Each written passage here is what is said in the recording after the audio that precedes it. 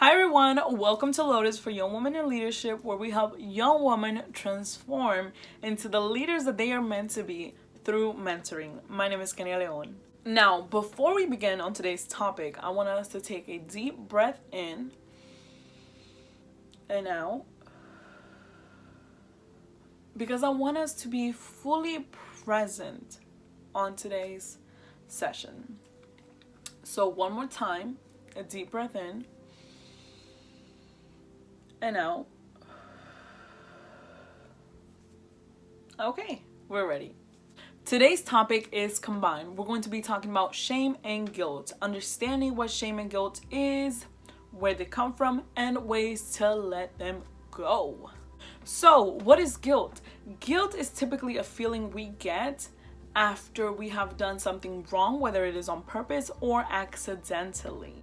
It's more of an awareness alert. Guilt is not a bad emotion. It's actually healthy and productive, because when we have done something wrong, whether it's on accident or on purpose, it leads us to make a change, to apologize, and to make better choices. Now, a guilty pleasure describes something harmless that a person likes, and they just feel embarrassed about it because not everybody has the same taste. So they feel like they shouldn't like that. So whether it's a guilty pleasure song or a guilty pleasure snack. For example, my favorite or my guilty pleasure snack is actually papaya with honey or sugar.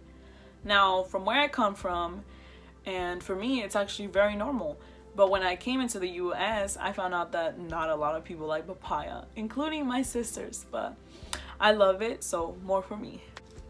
But guilt can sometimes be quite unhelpful, because it can lead us to self-doubt, lower our self-esteem, and even cause us to feel ashamed. Now, understanding these feelings and overcome them can be a little bit difficult, but it is possible. Now, it isn't always easy to identify guilt and shame, or to understand what guilt is or shame. They often get confused with each other, but they're quite different. They're very different. Guilt describes a sense of regret or responsibility based on actions that were taken. People may actually feel guilt over things they actually did wrong or believe that were their fault, or sometimes even for things that were not even their fault. Now, Shame is never a good emotion. It is never productive and never healthy. Never, ever, ever, ever. Now, shame describes a sense of regret or responsibility based on the self. Now, that can be a little bit more challenging to address, especially shame that is not quite understood. Now, shame can cause people to feel unworthy or inadequate, and it can also lead to isolation and also self-punishment and other harmful behavior. So where does guilt come from? Guilt typically comes from the way that we are raised. So in your household, you might have heard things like, don't say this or don't do that because you're gonna hurt so-and-so's feelings, or eat your food because there's kids starving, or do this or do that because I said so. Now, as I have said before, our thoughts cause our emotions, especially repeated thoughts.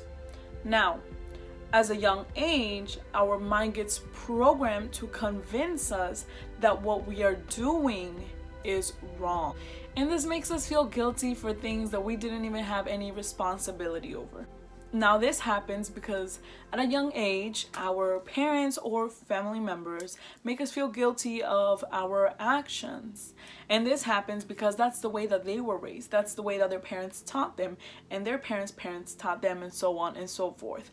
But we can break the toxic cycle so we can heal and we can help others heal, and we don't pass that on to our kids. Now, just like guilt, shame is developed in early childhood.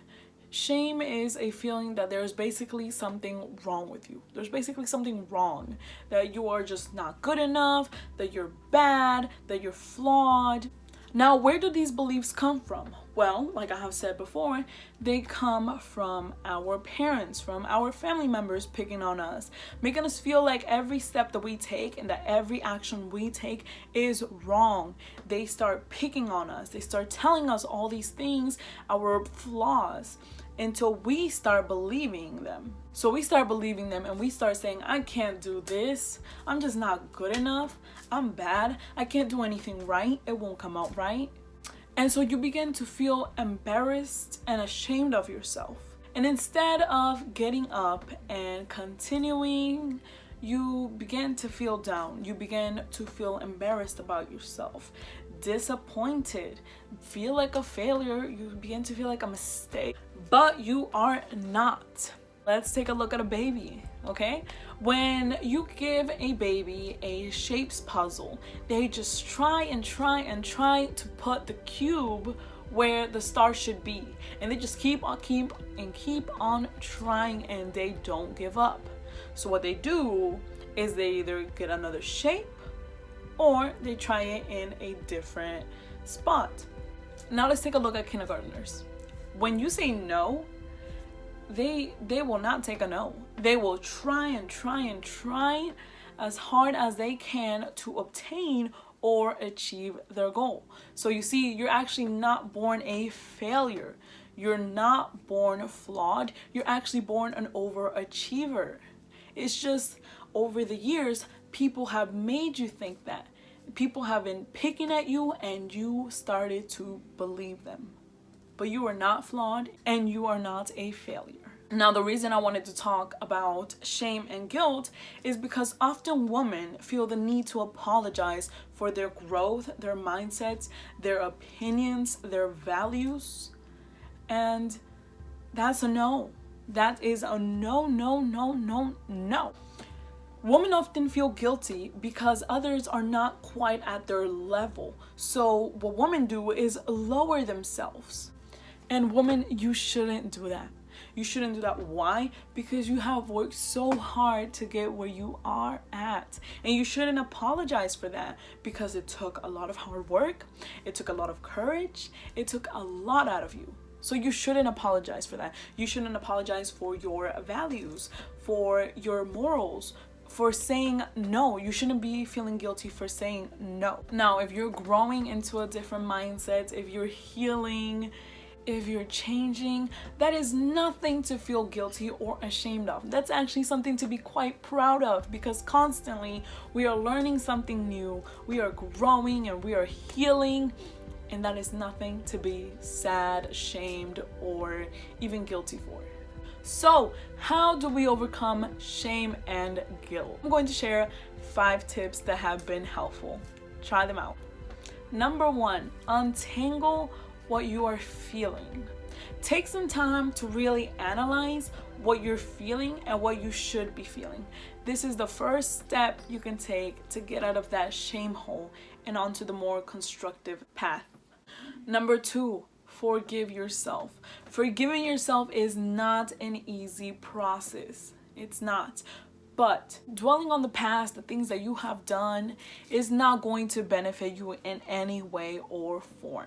Your past is not what matters. You are not your past. You are not your mistakes. So what can you do? You can just learn from those mistakes, accept them, accept that you have made them, because making mistakes, it's in the human nature. We will even continue to make mistakes. But what matters is that we learn from them. You have made the mistakes. Oh well, accept them, learn from them, and move on. Make better choices. Number 3, let go of what you cannot control. The only person you are truly in control of is yourself. You're in control of your emotions, your thoughts, your perspective, your attitude, all of that. You're in control of it. There are so many things on the outside that you cannot control, and it's going to be like that for the rest of your life. But it doesn't do you any good to stay there and try to control others, or how others view you, or what others think, or what they do. So let it go, because it's not helping you. And holding on to guilt, onto your past, holding on to shame or pain is not going to help you. It's actually going to take more away from you. It's going to hurt those around you. It's going to hurt you even more. And it's even going to take away opportunities. So it's not going to help you. So let it go. Number 4, create a vision. Get a clear vision of yourself. You sense that there's something better out there for you, right? So then what does that look like? What does that vision look like? Give yourself time and allow the vision to come to light. Focusing on your vision daily aligns your thoughts and actions to that vision so that every part of you works towards that. Number 5, practice affirmation. Practice saying positive things to yourself before you even get out of bed. So when you wake up, say positive things and use them in the present tense in the first person. So for example, I'm going to make the best of today. I am ready for whatever today greets me with. Or I'm going to make today the best day. And that's it. That's the 5 tips. Now I want us to remember that these videos are brief discussions of the mentoring sessions, because healing, growing, acquiring new skills, etc., they take time. It is a very, very long process. I hope you guys have found this video quite helpful. And if you have any tips, drop them down. Also, before I leave, all of this information, all of this knowledge that you get, it's not going to help you unless you actually apply it. So you can't say, I practiced mindfulness today and it didn't help me. I worked out today and it didn't help me.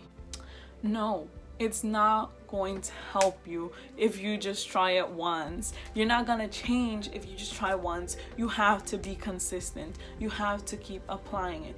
Just like, for example, if you wanna go and lose weight and you go to the gym, going to the gym 3 days is not gonna get you a flat stomach. It's not going to give you muscle, nothing. But if you constantly go and keep trying and keep doing what you're doing, keep working out, you're going to lose weight.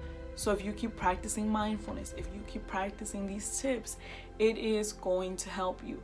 But having all this knowledge is not going to help you unless you apply it.